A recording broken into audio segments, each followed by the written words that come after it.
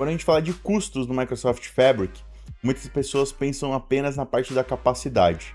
Mas e aí, você está tomando conta do seu storage?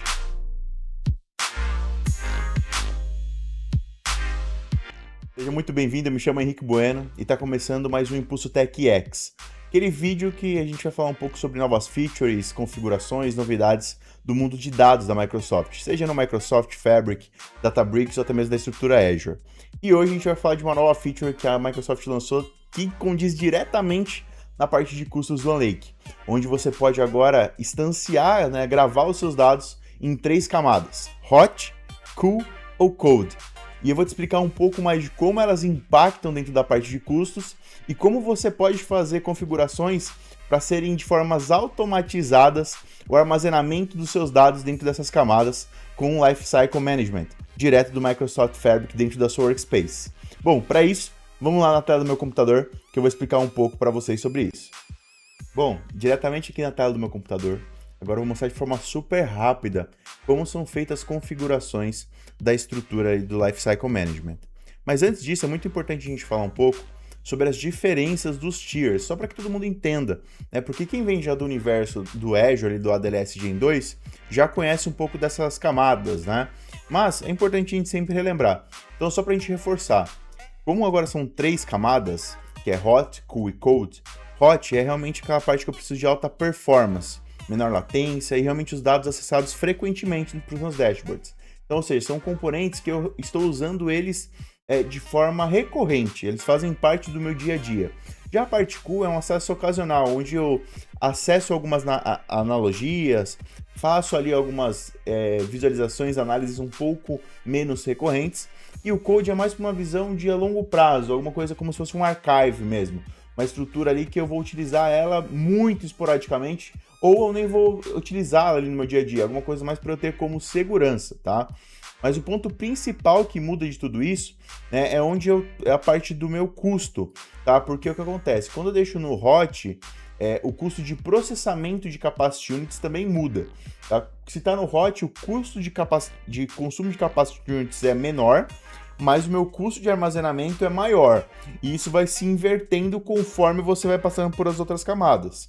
Então é um ponto muito importante também para se entender se realmente aquele dado é realmente para archive.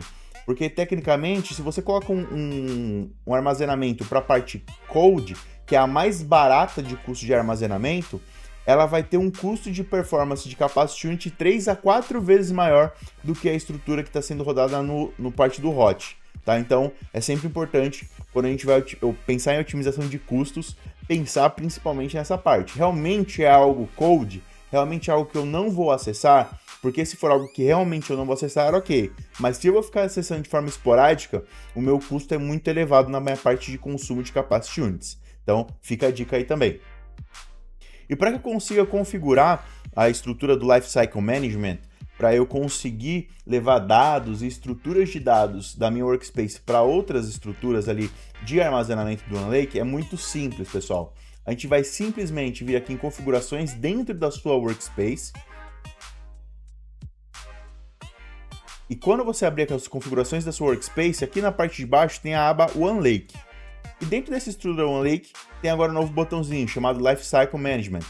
E dentro dele você consegue fazer as criações de regras, né, as suas roles. Então a gente consegue vir aqui, criar, e eu coloco qual é a regra que eu quero fazer, né? Criado a, modificado a, acessado a. Então eu posso colocar acessado em 25 dias, vai? Eu quero que ele se mova automaticamente para Code. Tá? Então, isso vai me ajudar muito. Só que tem uma coisa bacana aqui. Quando eu tenho um processo baseado em acesso, eu tenho uma regra que eu posso fazer com que ele mova para Cool e quando eu for acessar ele move para Hot. O que isso influencia? Influencia muito, porque lembra que eu tinha comentado agora há pouco sobre o custo? Então, com essa regra de mover para o Cool e depois retornar para a parte do Hot, automaticamente eu vou ter ali um save realmente de recursos monetários ali para eu conseguir ali, escalar ainda mais o meu ambiente, tá? Então essa configuração é muito simples, tá, pessoal? Então é realmente você selecionar aqui o que você quer fazer, colocar um nome aqui para ela.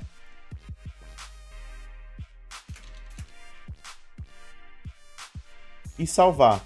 O que ele vai fazer? Automaticamente vai criar essa regra e vai fazer parte do meu Lifecycle Management. Então eu posso parar ela a hora que eu quiser, posso excluir ela a hora que eu quiser, posso criar novas dentro da estrutura, não tem problema. E por que você criaria novas, tá, pessoal? Porque as regras você pode adicionar tanto para toda a sua workspace, quanto para uma folder, né, uma path ali, uma pastinha específica. Então imagina que você tem uma estrutura robusta ali no sua workspace, várias pastas, vários tipos de componentes ali com camada de segurança. Você pode fazer várias regras ali também, beleza? Bom, espero que você tenha entendido esse novo lançamento, essa nova feature tão importante que ainda está em preview, mas eu tenho certeza que já vai ajudar muito no direcionamento e nas novas etapas, principalmente quando a gente visar redução de custos para workspaces. E não se esqueça, esses tiers, eles são similares aos componentes que existem hoje na DLS Gen 2. A única coisa é que na DLS Gen 2 você também tem o Archive, né, que é ainda mais barato, né? Ainda não existe isso dentro do OneLake. Mas eu tenho certeza que em breve vai se equiparar, mas já é um salto gigantesco. E se você quiser um vídeo que eu explore um pouco mais sobre as regras e etapas que vão ser discutidas ali, comenta aqui embaixo que em breve vai ter aqui no Impulso Tech para a gente discutir sobre. Se você ficou até aqui, deixe seu like, comente aqui no vídeo que você mais gostou desse novo lançamento e eu espero você no próximo vídeo. Eu tenho certeza que se você gostou desse vídeo, ele vai chegar para outras pessoas que também precisam do impulso, o Impulso Tech que você também estava procurando. Até mais!